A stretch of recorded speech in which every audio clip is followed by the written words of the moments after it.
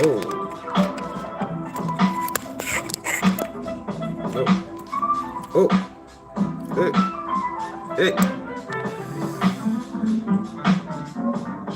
Peace and love, African family. Greetings. We back once again. Been away for a while. Hope you're all doing well. Whether you are a friend, a brother, a sister, or even an enemy. I do know that there are some of you who watch my content and just go like, oh, this guy, not this guy again. I know there are those. And that's why I take the time to greet enemies. Welcome. Although I don't know why you would want to stick around for the content if you know it's gonna trigger you. But hey, I was just listening to some lo-fi jams there in preparation, getting in the mood, you know. Yeah, welcome to it. You know, in as much as I have not posted anything for a while, it does not mean I am detached from the politics, whether locally or internationally. You know, I am always watching. Believe you me, I'm always watching. I even observed the whole uh, drama between South Africa and the US, you know. Um, and since we're going to be talking about the US, our question is, are Donald Trump and Elon Musk here to make America great again or deliver the final nail in the coffin of the US empire?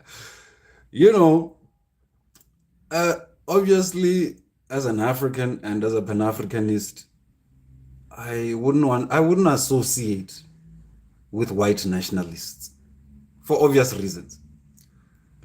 And you know, I have a position about, you know, um, I have a position about Donald Trump, obviously, but I actually like some of the things he's been doing recently. I think it's actually going to help us as Africans get to where we need to get to. Are you a serial killer? I will not take that question seriously. Louis Kanst, whatever. I don't know. I don't know what you're asking me. So we are going to just keep moving on along.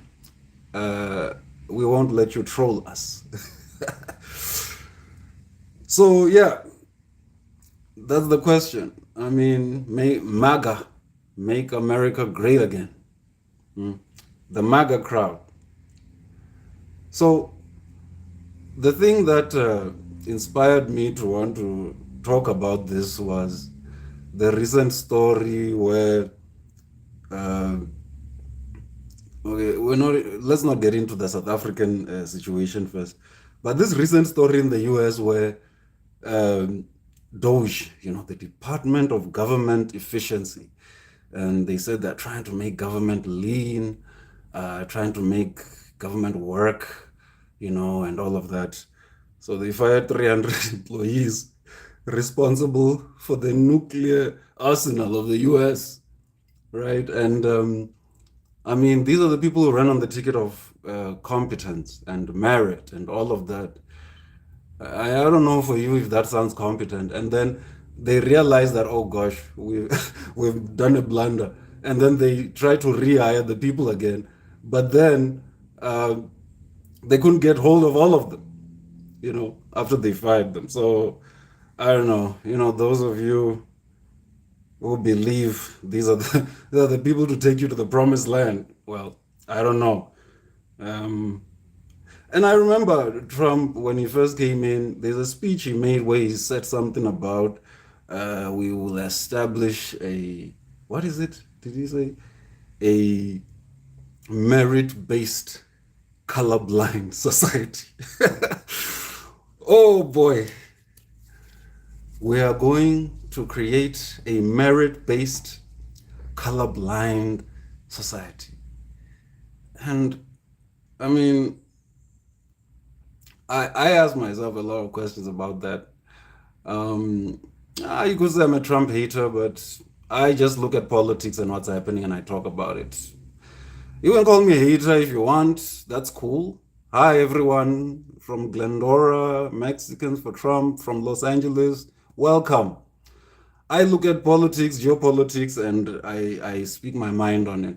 If it's being a hater of Trump, cool. Yeah, I'm not in America, but I have an interest in global politics and what happens in the world. So it doesn't mean just because I'm not in America, I can't talk about it. I'm here in South Africa. Why is Trump talking about South Africa? Why are y'all talking about South Africa? Why is Elon Musk talking about South Africa? Because he's not here. He's in America. So no, we talk about everything here. So please relax. Let's take a chill pill and relax on that one. Um, so I mean, they're talking about merit based, colorblind, merit based, and all these words, but that's just code. You know, a colorblind society doesn't mean, can I talk about your country? About, hey, say whatever you want to say. Anyway, African countries have been on the mouths of, a lot of these Western commentators. So there's nothing new you are going to say. You're going to say all the same stuff that we already have heard before. So it's not going to mean anything. But this colorblind society that they talk about, actually, what it means is actually black people will be invisible in that society. That's essentially what they're talking about. I even heard white nationalists say, hey, we need to bring, white competent men and put them back in charge, make sure things work and all of that. So, yeah, politics will kill your channel. Bruh, politics is all I talk about. The people who are here because they want to engage on politics. Like, what else have you seen on my channel that you think is the thing I should be discussing? That's not gonna kill my channel. Politics. We discuss politics and geopolitics. Like, what are you saying? you are not you are not saying any truths. Oh well, if that's your opinion, cool. But what I'm saying is, and Claude Anderson says this to black people in America, to be careful of this stuff about colorblind. We must be colorblind and have a colorblind society. That just means you're going to be invisible in the society. And whatever, uh, you know, uh, legislation, civil rights legislation, and all of that you fought for is being reversed and will be reversed. That's a colorblind society. These white nationalists love saying that. Even here in South Africa, I mean, the DA, Freedom Front Plus, all of these who are the descendants of the colonialists, yeah, the beneficiaries of apartheid in South Africa, they love saying this stuff. Oh, we must have a merit-based system, merit-based, and all of that. It's ridiculous. They all sound the same globally. It's so interesting when I listen to these people, how they all sound exactly the same. I mean, Helen Zille and Elon Musk are in two different geographical parts of the world, but they will say the exact same thing. They will say this kind of stuff, merit-based. And what that means is, because in South Africa, obviously there is colonialism, apartheid, and then, the democratic period. And so through all this time, Africans have been underdeveloped. And then now when things switch, those who had all the wealth, the privilege as a result of colonialism and apartheid say, no, we must be merit-based. Merit-based. It must be about competence, but you've had like hundreds and hundreds of years to build competence. And Africans all that time were deliberately being underdeveloped. So, merit based. Merit based. It's just code. It's just code for we're gonna make sure we exclude you. So yeah, and I mean for me, yeah, I don't know. I'm not. I actually like Trump and everything he's doing, isolating America from the rest of the world, sanctioning, putting tariffs here and there. Um, I like all these things, and I also like the attack on South Africa, particularly to say we're going to withdraw funding for this or that. Yeah, let's stand on our own damn two feet, man. You know, let them pull the funding. Let's find a way. Um, yeah, let's find a way. And I mean, obviously, this is part of, and that's why, hey, if y'all think Trump is the best thing ever, sure. But I think the decisions he's making will ultimately lead to the dismantling of the U.S. empire, and I'm very thrilled about that. Um, all these statements he's making are taking, and now he seems to be postured to cannibalize a little on the countries in Europe as well. It's no longer just the countries in the global south that are in the crosshairs. So I like it. I like it. Isolate the U.S. as far as is possible. Create all these diplomatic tensions with everyone. This is how you will lead. You will end up, leading to the demise of your own empire. So I'm quite happy about that. Let's see what these two competent men do next, and what happens to the U.S. empire after that. I love it. I love it. Oh no, America should support. America cannot support all countries, bro. Support, support these. I mean, the U.S. is what? How can I describe the U.S.? Besides this bullying the playground type of analogy, but the US is literally sucking the life out of everyone. I mean, so many countries have a story to tell about their encounter with the US. We don't need the US to support all countries. We just need the US to not interfere with everybody. That's all that's being said. That's why countries in the global south are forming things like BRICS and so on, so that they can have better economic cooperation, so that they don't have to go through the US for everything. Everybody is just fine without the US. Trust me. Everybody's trying to find ways to be independent from the US. And that's why Donald Trump was busy saying he's going to punish us if we get off the dollar. And we are going to get off the dollar.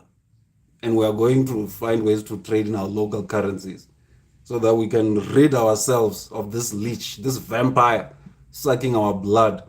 Eh? Been sucking our blood for decades.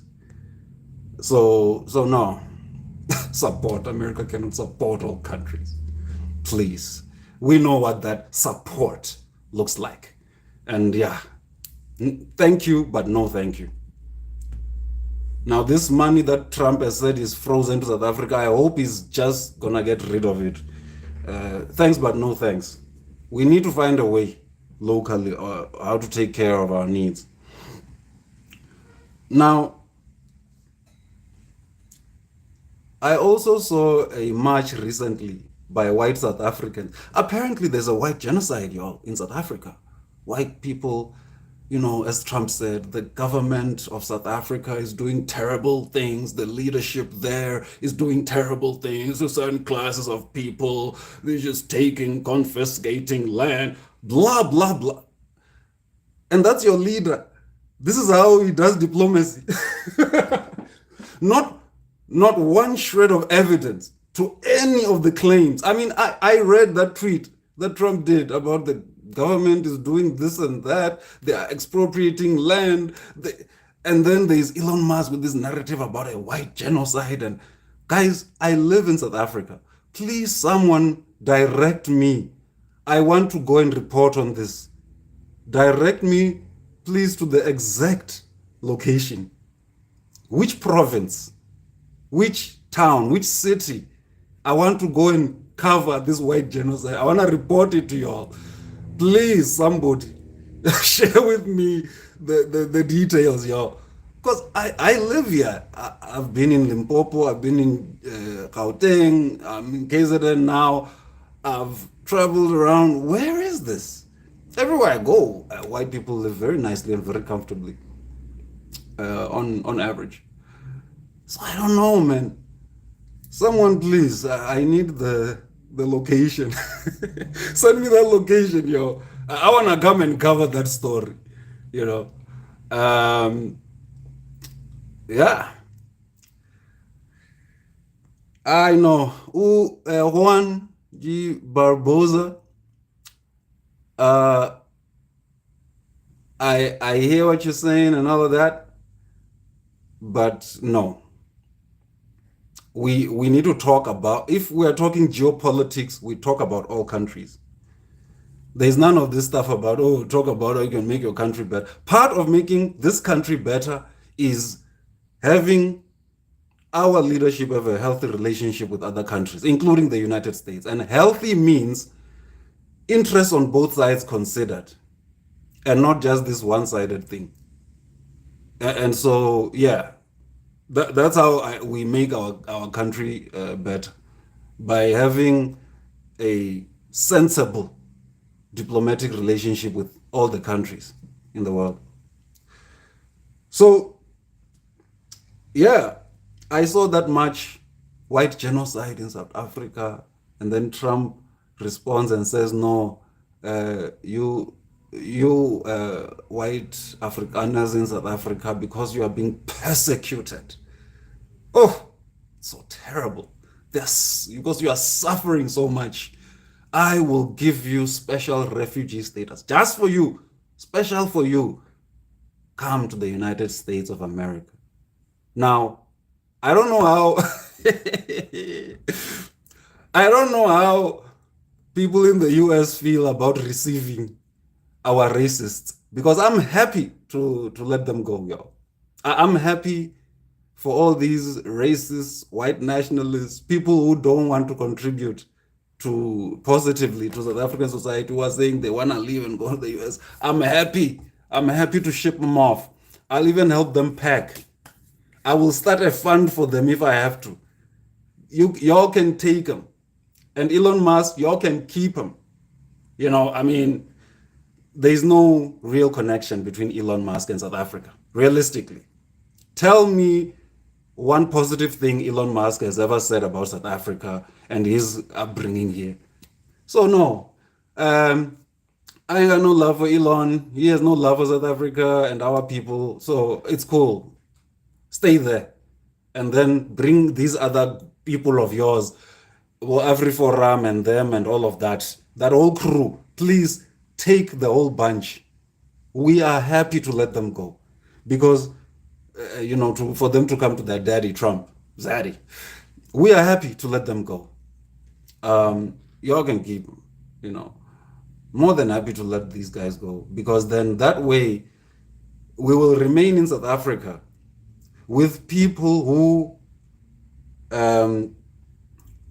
appreciate our history in this country and are willing to work with us to repair the damage caused by colonialism and apartheid. There are white people who understand these things very well, very progressive in their thinking, understand very well the history, and understand that there are concerted efforts that need to be made to correct these issues at the level of policy, politically, socially, and so on. There are many issues that need to be addressed, problems that were created by these very violent social political systems. So there are those white people in our country. It's not like you just have this one homogenous group. No, you know, and I mean, this thing of whiteness and wanting to defend whiteness, for me, it's such arbitrary, this white and black thing. I mean, I've spoken about it on this channel, that it's just ridiculous, the whole notion that, how white and black was defined, superior versus inferior and all of that. And that is what has informed the policy positions where it made sense to privilege white over black because white is superior and all that nonsense around that. But for me, let me be very clear. You all are just people of European descent. None of this white stuff. Some of y'all have French roots. Some of y'all have Dutch roots. Some of y'all have British roots, and you're just people of European descent. There's none of this white stuff. Doesn't mean anything. You just come from a people in a certain place, and you are different from us here in Africa. That's it. This white thing, this definition of superior, inferior, and all that nonsense, it's absolute rubbish. And it just shows the flaw, the fallacies in the logic, and this idea that, oh, the West is based on rationality. We are the people of reason. Nina. Nonsense. No, some of the most nonsense ideas came from your minds. So please, for me, as far as I'm concerned, I rock with all human beings. If you're cool with me, I'm cool with you. If you genuinely believe that I'm a human being who is deserving of good things in life, I think the same of you. It's reciprocal. Reciprocate. I don't deal with none of this nonsense of why can't we just, And there's one thing I never understood. I've observed this so-called red pill space, manosphere, all these men's movements. I've observed them, largely led by white nationalists. And then you have this certain class of black men who find somehow this message attractive for them. The thing that baffles me about this is these black men who find white nationalist rhetoric appealing. It confuses me because if you just had a thing of being around white people or having, there are this different group that I just spoke about, these progressive white people who really, think differently. If you have a thing of, being with white people, having white friends and maybe white girlfriends and whatever, why can't you find these are the whites? Why you gotta go for the extremists? Why you gotta go for the clear white supremacists, the racists? Why do you go for those guys? I mean, the so-called white community, let's just say people of European descent, are diverse and individuals who think differently and so on. Why you gotta go for the extremists? I don't understand, man. It baffles me that even if, as an African, somehow through post-slavery disorder or something in your head, you just have this thing about being around whites and so on, you could find the whites who, don't have this racial thing in their head. There are those whites. You can find those ones. But no, you guys go and look for the extremists. Because the extremists say to you, African men, and I want to address African men on this. Think about this thing in this manosphere, red pill, whatever. A lot of you were drawn in because they started out with there's a hierarchy in the world and men are at the top. There's a hierarchy, and then you say men are on the top. And so, as African men, because you've never really been respected in the world like that, you thought, oh, I can be part of this brotherhood now. It's about being men. Yeah, it's not about race and all of that stuff. And you didn't see the rest of the problems with that whole thing. But yeah, no, man, I don't get that one. I mean, if your thing is just being around white people, there are different types of white people. Why do you go for the extremists, the white nationalists? Anyway, folks, let me leave you. I like how lively the comment section is, and those who are pretty much just insulting me, and I appreciate that too. Let's read these comments. Why does Elon Musk hate your country so much? What did you do to him? Elon Musk, as I understand it, was raised in this country during apartheid, and then he left at some point, and I've never heard him say anything positive about South Africa. So I don't know what happened. Maybe there's a story there. Who knows? Route to roots, ethnographics, agree. Thank you. Imagine your kids with all that hate. Oh, hate. Oh, so this is hate. Oh, well. His kids, I think he wanted to say won't hate. His kids learned how to conquer, yeah, by not being like them. One day there will be peace. Maybe later. No, no, you see, let me tell you something.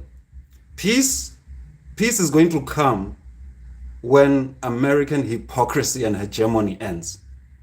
Like just the lies that the West tells and all the nefarious activities we have seen them do all around the world and then want to project themselves as some symbol of liberty and all of that.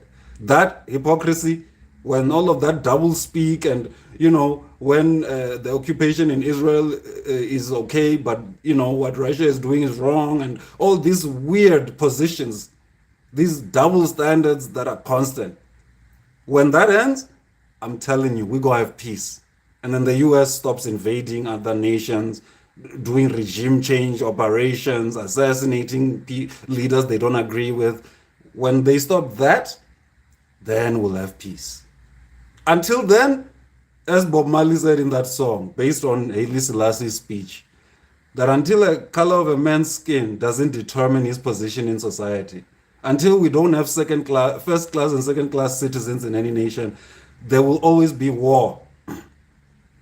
And so in the globe, in the world, as long as some people think they are first class and deserving of prosperity and a good life, and others don't, it's going to be war.